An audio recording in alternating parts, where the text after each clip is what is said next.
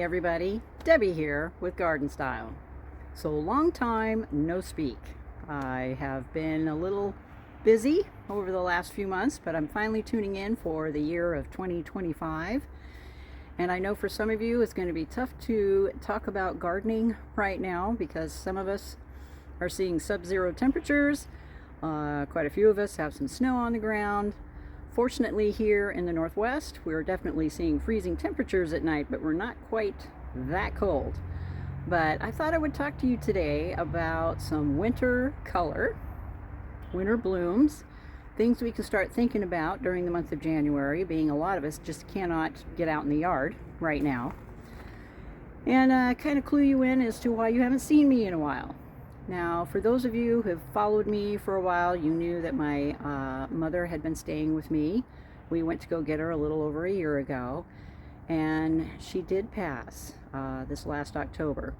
So it's taking me a few months to kind of gather my thoughts together and, of course, deal with that. But that's the main reason you haven't seen me in a while. But we are moving on, moving forward, and looking forward to a brand new year and brand new ideas for the garden. So let me get into someplace warm. I'm standing outside in the back of the nursery right now. Right behind me, you can see here is our new greenhouse. Our old one collapsed in a snowstorm last year, and it took us the summer to get this guy built, but it's really super cool. I'm really pleased with it. So that's finished, and now we can move on to some other things. And you'll see behind me here, those are all of our trees out there. No leaves, just sticks, which is why I so look forward to the month of March, because finally the leaves start to show up and things start to get pretty and fluffy. And I have a little kitty who just showed up, a little Mackie cat.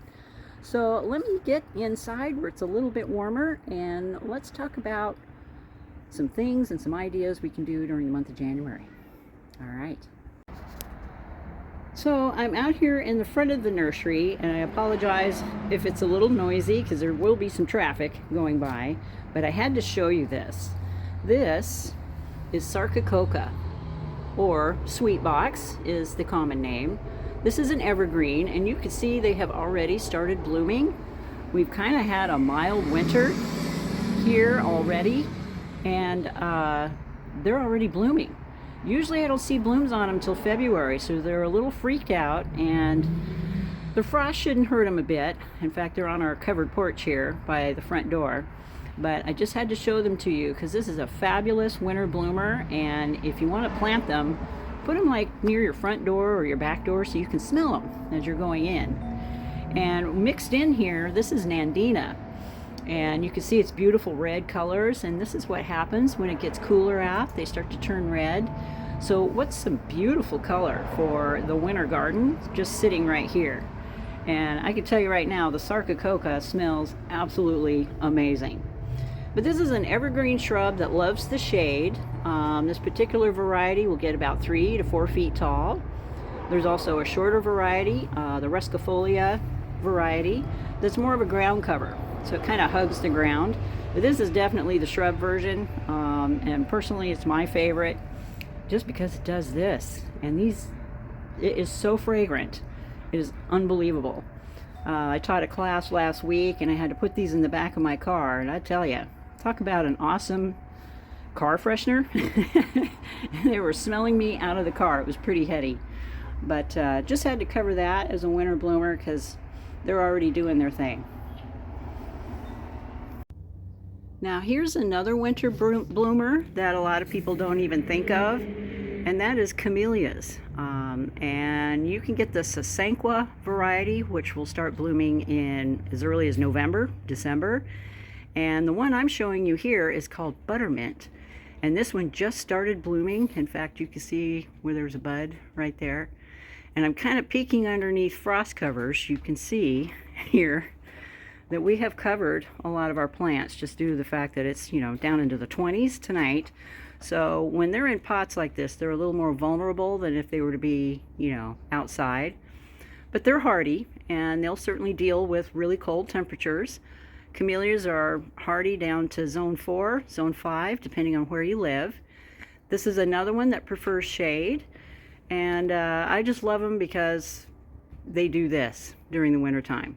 And of course, camellias come in all kinds of colors. You can get them in white, red, pink. You can get them in bicolors. But a lot of folks forget about camellias, and with a lot of the new hybrids that are coming out now, you can get them in shorter varieties. A lot of camellias can get quite large, which actually comes in handy if you need a hedge, for instance. Something that will bloom for you in the late winter, early spring. Of course, they're evergreen, and they actually make excellent hedges. You just want to keep them trimmed so they stay dense, and of course do this for you. The more you trim them after they're done blooming, the more blooms they're going to give you the following year. So yeah, there's another one for winter color. You just gotta love them. Camellias have been around a long time, and something that I've always appreciated. Hey, look at that. We just got our first batch of primroses in. This is always a sight for sore eyes, especially at this time of the year when we're all craving a little bit of color. But these guys are tougher than they think. We bring them in early simply because we know if our customers go to plant them right now, they can survive a frost or two. And we're currently hardening them off here in the lath house, so they're no longer in the greenhouse where they'll be tender. They're out here in the cold. But what a gorgeous plant to put into your containers or in the garden during the winter time. So if you're not frozen over and you're actually thawing out during the day, don't be afraid to plant these. We always bring them in early, knowing that they can put up with cold temperatures. But as you know, primroses come in all kinds of colors, and this is the ballerina version of the primroses. There's all different kinds, and I just love them for their double flowers and, of course, color. Something we are craving this time of the year. Here's another fantastic winter bloomer, and that is Hellebores. Look at that. They're just gorgeous. Now, the Hellebores are another evergreen perennial plant. They're kind of like a shrublet. They only get maybe 2 feet tall by about 2, maybe 3 feet wide, depending on their age. But the cool thing with Hellebores, or the Lenten rose, they're often called, is they can start blooming as early as December. These are kind of a mid-bloomer. These have just started to get blooming, but there's several varieties that you can have bloom in December, January, and February. And the thing I love about Hellebores, number one, they're deer resistant. The deer will not eat them. They're evergreen, so they hold on to their leaves. And they give you a nice surprise when it's really cold out. It's just nice to see their colors. And right next door here, you'll see a variegated variety. See how pretty the leaves are? And you can see they're already sending up their blooms and their buds. Mine out in my yard haven't started yet. They're a little bit later bloomer varieties. But the Hellebores you can get in pink, you can get them in dark red, black, white, light pink and white. You can get them with double flowers, singles. But highly recommend that everyone should have these in their yard. And honestly, they are very drought resistant once they're established. And I usually plant most of mine underneath fir trees, hemlocks, places that are really dry in the shade, and they do quite well. And I fertilize mine twice a year. I'll usually fertilize them in the spring and again in the fall, just so they have an extra boost during the winter time to do this for you, which is awesome. Yep, there's another one just loaded with buds in there. You can see that. And I love them because their blooms last forever. Mine will start blooming, and I'm usually not trimming them back until April. And speaking of trimming, I will usually go out in the yard like right now, and I'll trim off a lot of the bottom leaves. Are kind of ugly and have been weathered, and that way your plants can put more energy into their blooms, and they just look better, especially after getting beat up a little bit during the fall. But you can't beat them. Hellebores have become extremely popular, super easy to grow. Just keep them well watered during their first year, and you will be amazed at how tough this plant is. So here's another beautiful specimen that starts blooming during the winter time, and that is heather. Now this is actually a heath, which has teeth, so you know the difference. If I go up real close, you can see how it kind of has pine needles sitting on the branches there. So that's that's how you can tell the difference. Heaths and Heathers are all part of the same family, but what I love about them is this particular variety actually blooms in the winter, and it's so nice to see. And you can get it in a pink and a white. And if I find the tag here, I can give you a variety. There we go. Yeah, this is an Erica, and this is called Kramer's Rote. And talk about hardy. These guys are hardy down to zone 5 or minus 20 degrees. They prefer full sun. So find a sunny spot for these. They don't get very tall. They're great as ground covers. This particular variety will only get about 12 to 18 inches high. So I love planting them underneath shrubs and things where you could use a little ground cover.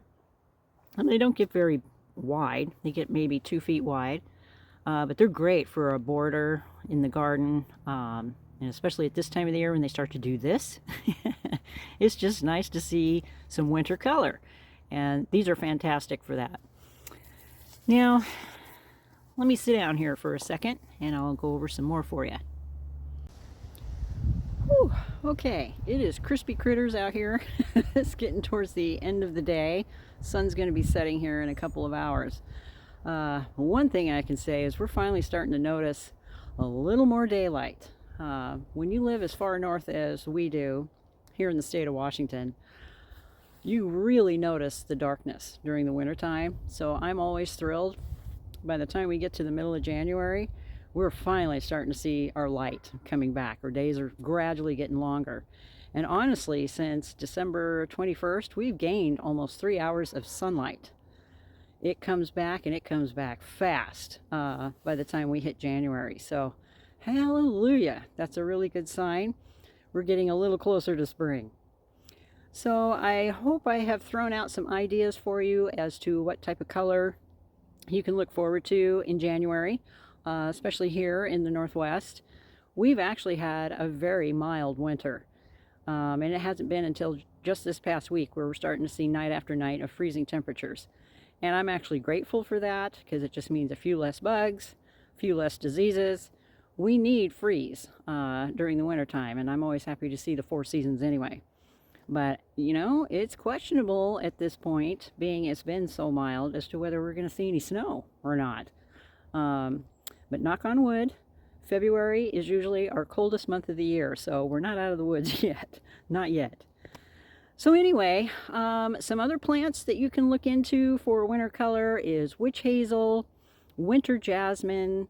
There's a beautiful viburnum called Pink Dawn, which is extremely fragrant. That's also fantastic for some winter color. And those are just blooms. You can, you know, get the Nandina, like what I showed you a little earlier, for some winter color. The Heaths and the Heathers, especially the Heathers, show lots of foliage color, some really deep, bright oranges and reds. Pacific Fire Maple, and of course I'm flashing these pictures up for you so that you can get an idea what to look for. Coral Bark Maple is another one.